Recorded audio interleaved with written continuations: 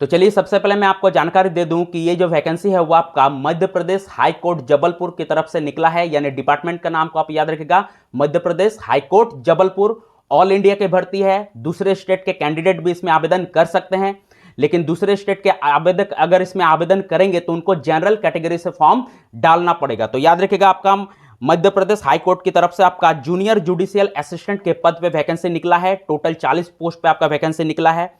Category wise अगर post को देखें तो जनरल में आपका 21 पोस्ट है, ओबीसी में 5 वैकेंसी है, एससी में 6 वैकेंसी है और एसटी में आपका 8 वैकेंसी है। तो इन सभी कैटेगरी वाइज पोस्ट को अगर कंबाइन करें, जोड़े, तो टोटल 40 पोस्ट पे आपका जूनियर जुडिशियल असिस्टेंट के पद पे मध्य प्रदेश हाई कोर्ट की तरफ से आपका वैकेंसी रहने वाली है। चलिए अब बात कर लेते हैं इसका अप्लाई डेट का। तो देखिए, इसका एप्लीकेशन याद रखिएगा 3 अक्टूबर से लेकर 15 अक्टूबर 2024 तक भरा जाएगा और मोड ऑफ एप्लीकेशन आपका ऑनलाइन रहने वाला है, यानी ऑनलाइन मोड पे इसमें आपको आवेदन करना पड़ेगा। चलिए अब बात कर लेते हैं करेक्शन डेट का। तो देखिए, फॉर्म भरते वक्त अगर आपको किसी भी तरह का कोई मिस्टेक हो जा रहा है और उसको अगर आप करेक्ट करना चाहते हैं तो उसको करेक्शन डेट आपको 18 से लेके 20 अक्टूबर 2024 तक जारी रहेगा, यानी 18 अक्टूबर, 19 अक्टूबर और 20 अक्टूबर जो है आपका ऑनलाइन पोर्टल खुला रहेगा और उसमें आप जो मिस्टेक है उसको एडिट करके करेक्ट कर सकते हैं।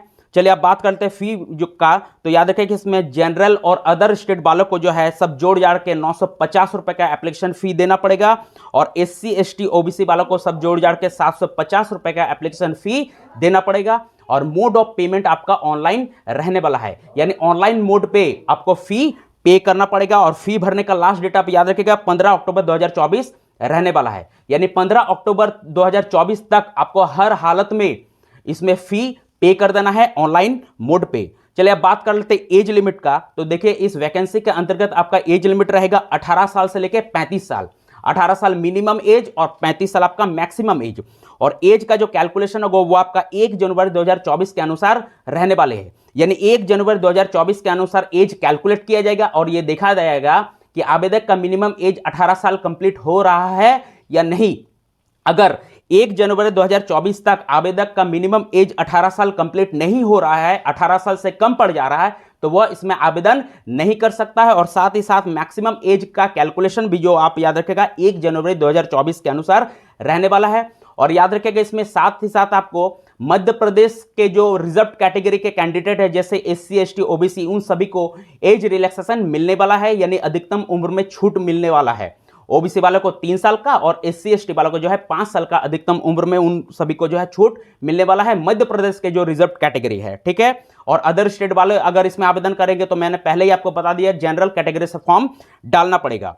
क्वालिफिकेशन का अगर बात करें तो देखिए, किसी भी मान्यता प्राप्त विश्वविद्यालय से, यूनिवर्सिटी से अगर आप ग्रेजुएट है, आपका मिनिमम क्वालिफिकेशन अगर ग्रेजुएशन है तो आप इसमें आवेदन कर सकते हैं। ग्रेजुएशन किसी भी स्ट्रीम से चलेगा, आर्ट्स से किए हो या साइंस से किए हो या कॉमर्स से किए हो, अर्थात अगर आप बीए पास हो या बीएससी पास हो या बीकॉम पास हो, तो अगर आपका मिनिमम क्वालिफिकेशन ग्रेजुएशन है तो आप इसमें आवेदन कर सकते हैं। और साथ ही साथ इसमें याद रखिएगा आपका सीपीसीटी का जो है स्कोर कार्ड आपके पास होना होगा, इंग्लिश और हिंदी टाइपराइटिंग का सीपीसीटी स्कोर कार्ड अर्थात कंप्यूटर प्रोफिशिएंसी सर्टिफिकेशन टेस्ट, तो ये स्कोर कार्ड जो है आपके पास होना होगा, याद रखिएगा, इंग्लिश और हिंदी टाइपराइटिंग का।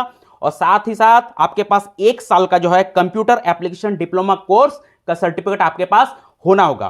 तो याद रखिएगा, क्वालिफिकेशन के अंतर्गत इसमें आपका ग्रेजुएशन रहेगा, आपके पास जो है सीपीसीटी का स्कोर कार्ड रहना होगा, इंग्लिश और हिंदी टाइपराइटिंग का, और 1 साल का आपके पास जो है कंप्यूटर एप्लीकेशन डिप्लोमा का कोर्स आपके पास रहना होगा। चलिए अब बात कर लेते हैं इसके ऑफिशियल वेबसाइट का। तो इसका ऑफिशियल वेबसाइट है आपका www.mphc.gov.in। तो ये जो ऑफिशियल वेबसाइट मैंने बताया, इस ऑफिशियल वेबसाइट को आप ध्यान में रखिएगा। इसी ऑफिशियल वेबसाइट पे आपको इस भर्ती से जुड़ा हुआ टोटल जानकारी मिल जाएगा। भविष्य में, फ्यूचर में अगर किसी भी तरह का कोई इंफॉर्मेशन या नोटिफिकेशन आता है रिगार्डिंग इस वैकेंसी का, तो वो भी आपको इसी ऑफिशियल वेबसाइट पे जाने पे मिलेगा। और अगर आप इसमें ऑनलाइन आवेदन कीजिएगा तो ऑनलाइन आवेदन करने के लिए भी सबसे पहले आपको इसी ऑफिशियल वेबसाइट का सहारा लेना पड़ेगा।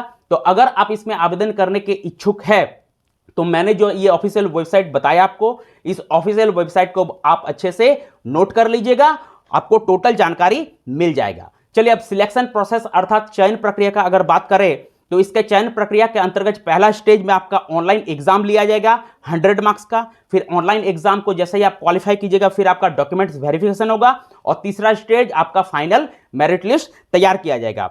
ठीक है, चलिए आप बात कर लेते हैं इसका ऑनलाइन एग्जाम का जो पैटर्न रहेगा वो किस तरह से रहेगा, यानी इसका ऑनलाइन एग्जाम किस तरह से लिया जाएगा, किस किस टॉपिक से क्वेश्चन रहेगा आपका। तो याद रखें कि इसके ऑनलाइन एग्जाम में आपका हिंदी टाइपिंग टेस्ट लिया जाएगा। इसमें आपको 300 जो है शब्द दिए जाएंगे हिंदी के, उसको आपको टाइप करना पड़ेगा 10 मिनट के भीतर। और अगर आप 300 वर्ड हिंदी शब्द को अगर 10 मिनट के भीतर अगर आप टाइप कर लेते हैं तो आपको 40 मार्क्स दिए जाएंगे।